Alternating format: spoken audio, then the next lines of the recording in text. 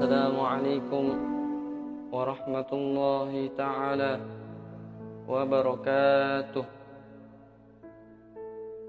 Alhamdulillahi rabbil alamin. Wassalatu wassalamu ala rasulihillahil karim, Sayyidina wa nabiyyina wa maulana Muhammadin wa khatimin nabiyyin,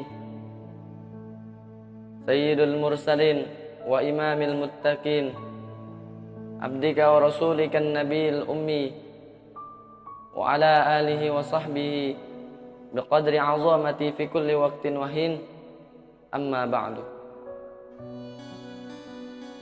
Qala Allah ta'ala fil Qur'anil Karim, a'udzu billahi minasyaitonir rajim, in tamsaskum hasanatun tasu'hum wa in tusibukum sayyi'atun yafrahu biha wa in tasbiru wa tattaqu la yadurrukum kaiduhum syai'a innallaha bima ya'maluna muhit. Atau kama qala Rasulullah sallallahu alaihi wasallam, al-hasada ya'kulul hasanah kama ta'kulun naral hataba. Sadaqallahu al-aliyyul azim wa sadaqa rasulun nabiyil habibul karim wa nahnu ala dzalika minasyahidin wasyakirin walhamdulillahi rabbil alamin. Hadirin jamaah yang sama-sama dimuliakan oleh Allah Subhanahu wa taala. Bersyukur kita kepada Allah Subhanahu wa taala, yang mana Allah Subhanahu wa taala telah memberikan kita beribu-ribu nikmat, berjuta-juta nikmat, bermacam-macam nikmat. Mulai dari nikmat iman, nikmat Islam, nikmat ihsan, nikmat sehat wal afiyah, sehingga kita dapat berkumpul di tempat yang mulia ini. Dan Allah firmankan di dalam Al-Quran seperti perumpamaan nikmat tersebut. Di dalam surah Al-Kahfi ayat 109, Allah firmankan, "Qul law kana al-bahru midadan li kalimati rabbi."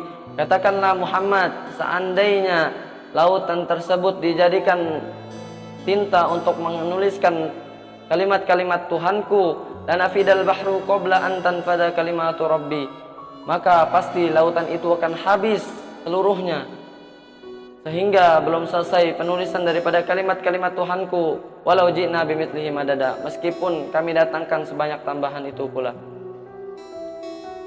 Naam, Rasulullah sallallahu alaihi wasallam bersabda dalam satu hadis,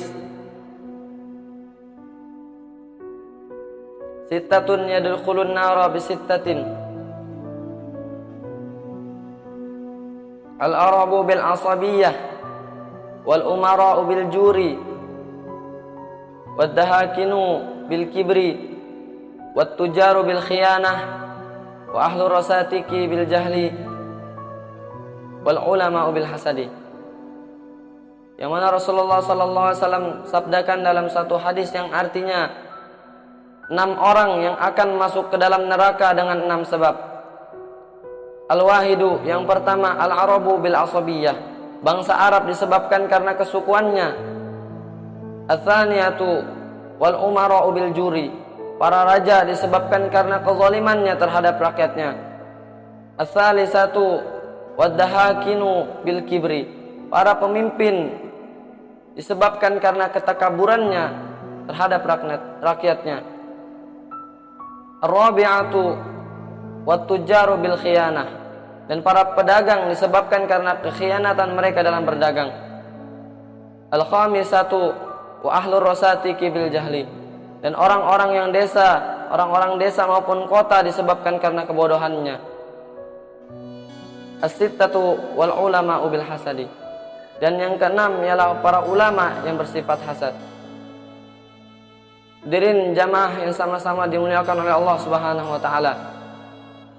Sifat hasad ini merupakan sifat yang merusakkan pahala ketaatan kita kepada Allah Subhanahu wa taala. Bahkan sudah banyak orang yang terkena penyakit hasad ini, baik dari kalangan ulama, qurra, bahkan masyarakat yang awam, sehingga mereka termasuk penghuni neraka di dalamnya. Karena kenapa? Karena mereka memiliki sifat hasad. Dan siksa dari sifat hasad inilah yang menyeret mereka ke dalam nerakanya Allah. Na'udzubillah.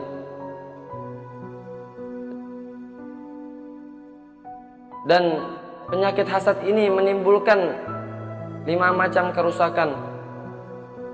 Yang pertama, penyakit hasad ini menimbulkan kerusakan ketaatan kita kepada Allah Subhanahu wa taala. Yang mana Rasulullah SAW sabdakan dalam satu hadis, an Abi Hurairah radhiyallahu anhu, qala Rasulullah sallallahu alaihi wasallam, iyyakum al-hasada fa innal hasada ya'kulul hasanah kama ta'kulun narul hataba. Dari Abu Hurairah radhiyallahu anhu berkata, dari Nabi sallallahu alaihi wasallam bersabda, jauhilah oleh kalian yaitu perkara hasad. Kenapa? Karena sesungguhnya hasad itu memakan pahala daripada kebaikan, seperti api memakan kayu bakar. Dan sifat hasad yang kedua ini menimbulkan kemaksiatan dan kejahatan, seperti yang dikatakan oleh Al-Imam Wahab bin Munabbih radhiyallahu anhu. Beliau mengatakan hasad ini mempunyai 3 ciri. Yang pertama, jika berhadapan dia menjilat, jika di belakang dia mengumpat, dan yang ketiga, senang jika orang lain mendapat celaka. Hanya kepada Allah Subhanahu wa taala kita meminta perlindungan daripada orang-orang yang hasad. Naam, dan sifat hasad yang ketiga menjadikan kita lemah dan kebingungan yang tidak bermanfaat. Seperti yang dikatakan oleh Al-Imam Ibnu Sammak radhiyallahu anhu, bahwa keadaan orang-orang yang zalim dan orang-orang yang hasad itu sama. Kenapa? Karena mereka mempunyai nafas yang terlalu-larut, otak yang kosong dan hampa, serta kesusahan terus-menerus. Dan akibat dari sifat hasad yang keempat ini ialah menjadikan hati kita ini buta. Seperti yang Allah firmankan di dalam Al-Quran surah Al-A'raf ayat 179, Allah berfirman, walaqad zara'na li jahannama katsiran minal jinni wal ins. Dan sungguh akan kami isi neraka ini dari kalangan jin dan manusia. Lahum qulubul la yafqahuna biha. Mereka memiliki hati, namun hati mereka tidak dipergunakan untuk memahami ayat-ayat Allah Subhanahu wa taala. Walahum a'yunul la yubsiruna biha. Dan mereka diberi penglihatan oleh Allah Subhanahu wa taala, namun mereka tidak mempergunakan penglihatan tersebut untuk melihat tanda-tanda kekuasaan Allah Subhanahu wa taala. Walahum adanul la yasma'una biha. Dan mereka diberi telinga oleh Allah Subhanahu wa taala, namun mereka tidak mempergunakan telinga tersebut untuk mendengarkan ayat-ayat suci Allah Subhanahu wa taala. Ulaika kal an'am. Mereka itu seperti binatang ternak, balhum adall, bahkan mereka lebih sesat daripada binatang ternak. Wa ulaikumul ghafilun. Dan mereka inilah orang-orang yang lengah dalam mengingat Allah Subhanahu wa taala. Hadirin jamaah yang sama-sama dimuliakan oleh Allah Subhanahu wa taala. Al-Imam Sufyan Ats-Tsauri mengatakan bahwasanya biasakanlah olehmu diam dalam waktu yang lama agar engkau bersifat wara'. Dan akibat dari hasad yang kelima ini ialah terhadap kebaikan. Tidak mendapatkan taufik orang yang bersifat hasad dan tidak akan dipenuhi kebutuhannya oleh Allah Subhanahu wa taala. Seperti yang dikatakan oleh Al-Imam Hatimul Asham radhiyallahu anhu, beliau mengatakan, orang yang dengki itu bukan ahli agama, dan orang yang suka mencela itu bukan termasuk ahli ibadah, dan orang yang suka mengadu tidak dapat dipercaya, serta orang-orang yang hasad termasuk golongan orang-orang yang tidak mendapatkan pertolongan.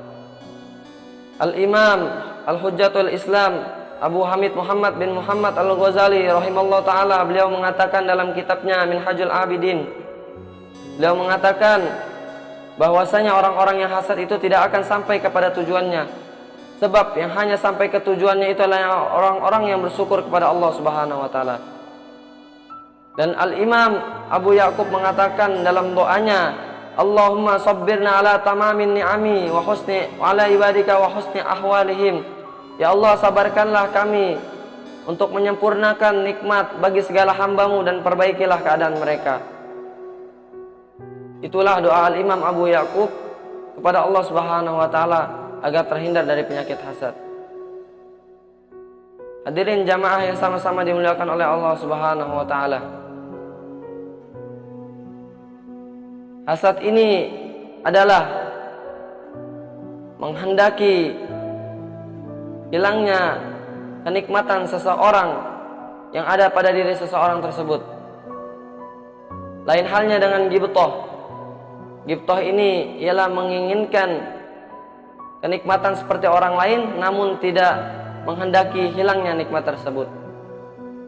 Dan Rasulullah SAW sabdakan dalam satu hadis, an Ibni Umar radhiyallahu anhu qala Rasulullah sallallahu alaihi wasallam, la hasada illa 'ala itsnain, rajulun ataahu Allahul Qur'an fahuwa yaqumu bihi ana al-lailu ana an-nahar, wa rajulun ataahu Allah malan fahuwa yunfiqu malan ana al-lailu ana an-nahar. Dari Ibnu Umar radhiyallahu anhu berkata, Rasulullah sallallahu alaihi wasallam bersabda, tidak diperbolehkan hasad kecuali dengan dua perkara. Yang pertama, rajulun atahu Allahul Qur'an fahuwa yaqumu bihi ana al-lailu wa ana an-nahar. Tidak diperbolehkan hasad kepada orang yang selalu membaca Al-Qur'an, yang selalu meluangkan waktunya dengan Al-Qur'an siang dan malam. Dan yang kedua, orang yang selalu menginfakkan hartanya siang dan malam. Demikianlah kiranya pengetahuan kita mengenai hasad ini. Semoga Allah Subhanahu wa taala menjauhkan kita daripada orang-orang yang hasad, dan Allah Subhanahu wa taala memberikan taufik kepada kita sama-sama agar kita bisa menjauhi penyakit hasad ini. Wallahu muwaffiq ila aqwamit thoriq. Assalamualaikum warahmatullahi taala wabarakatuh.